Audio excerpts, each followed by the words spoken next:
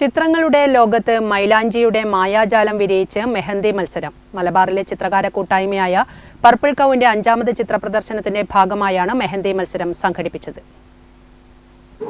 മലബാറിലെ ചിത്രകാരന്മാരുടെ കൂട്ടായ്മയായ പർപ്പിൾ കൗ സംഘടിപ്പിക്കുന്ന 5ാമത് ചിത്ര പ്രദർശനത്തിന്റെ ഭാഗമായുള്ള മെഹന്തിയിടൽ മത്സരമാണ് ഇവിടെ നടക്കുന്നത്. ഞാൻ ഇവിടെ എത്തിയപ്പോൾ മുതൽ ശ്രദ്ധിക്കുകയാണ്, കുട്ടികളൊക്കെ അത്രയും ആവേശത്തിലാണ്. ഓരോ മത്സരാർത്ഥികളും അത്രയും ആവേശഭരിതരായി തന്നെയാണ് മുന്നേറുന്നത്. ഒരു മത്സരം എന്നതിനേക്കാൾ ഉപരി അവരുടെ ആ ഒരു ആർട്ട്, അത് അവരുടെ കഴിവ് പുറത്തു കൊണ്ടുവരികയാണ്. 1 മണിക്കൂറാണ് കുട്ടികൾക്ക് സമയം നൽകിയിരിക്കുന്നത്. ഈ 1 മണിക്കൂറിനുള്ളിൽ അവർ അത്രയും കാര്യങ്ങൾ ചെയ്തു തീർക്കുക. പുതിയ പുതിയ ഡിസൈൻസ്, വെറൈറ്റി ഡിസൈൻസ്. ഇവർക്ക് പ്രത്യേകിച്ച് ഒരു തീമോ അങ്ങനെയുള്ള കാര്യങ്ങളോ ഒന്നും നൽകിയിട്ടില്ല.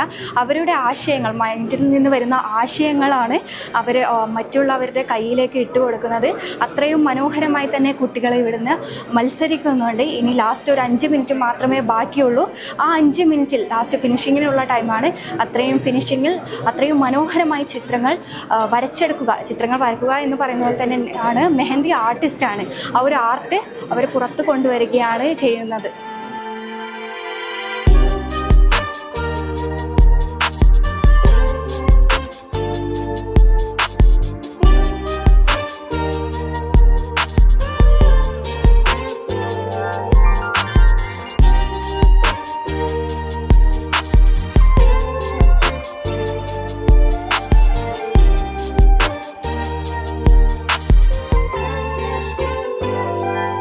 മലബാറിന്റെ കലാരംഗത്ത് വീണ്ടും നിറങ്ങളുടെയും സൃഷ്ടികളുടെയും പച്ചപ്പാണ് പടരുന്നത്.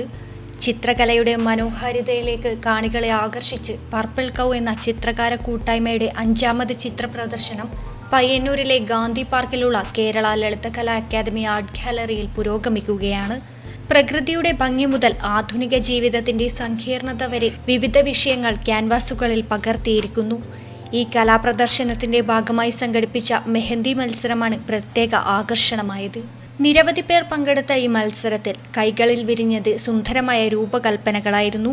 സൂക്ഷ്മതയും സൃഷ്ടിയും ഒരുമിച്ച് ചേർന്ന ഈ മെഹന്തി കലാരൂപങ്ങൾ നോക്കി നിന്നവരെ പോലും വിസ്മയിപ്പിക്കുന്ന ഒന്നായിരുന്നു. പരമ്പരാഗത രൂപങ്ങൾക്കും പുതുമയാർന്ന ഡിസൈനുകൾക്കും തമ്മിലുള്ള മനോഹര സംഗമമായിരുന്നു ഈ മത്സരം.